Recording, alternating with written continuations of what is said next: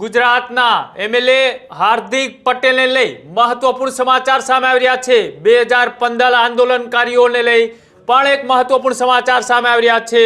સુરતની સેશન્સ કોર્ટે આજે હાર્દિક પટેલ સહિતના જે લોકો હતા તેના વર્ષો જૂના રાજદ્રોહ કેસમાંથી મુક્તિ આપવામાં આવી છે।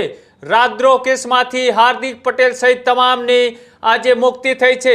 આ મહત્વપૂર્ણ સમાચાર અલ્પેશ કથિરિયા, વિપુલ દેસાઈ, ચિરાગ દેસાઈ સહિતના લોકોને મુક્તિ આપવામાં આવી છે। આ મહત્વપૂર્ણ સમાચાર અમરોલી પોલીસ સ્ટેશનમાં નોંધાયેલ આ ગંભીર કેસને પરત ખેંચવા માટે સરકાર તરફથી કરવામાં આવી હતી અરજીને કોર્ટમાં ગ્રાહ્ય રાખવામાં આવી છે, જેના પરિણામે તમામ આરોપીઓનો આ કેસમાંથી સંપૂર્ણ છુટકારો થયો છે। આ મામલે હાર્દિક પટેલ અને અન્ય આરોપીઓ વતી એડવોકેટ યશવંતસિંહ વાળાએ કાયદાકીય રજૂઆતો કરી હતી। સરકારના નિર્ણય અને કોર્ટની મંજૂરી બાદ લાંબા સમયથી ચાલી રહેલા રાજદ્રોહની કાયદાકીય પ્રક્રિયાનો આખરે આજે અંત આવ્યો છે।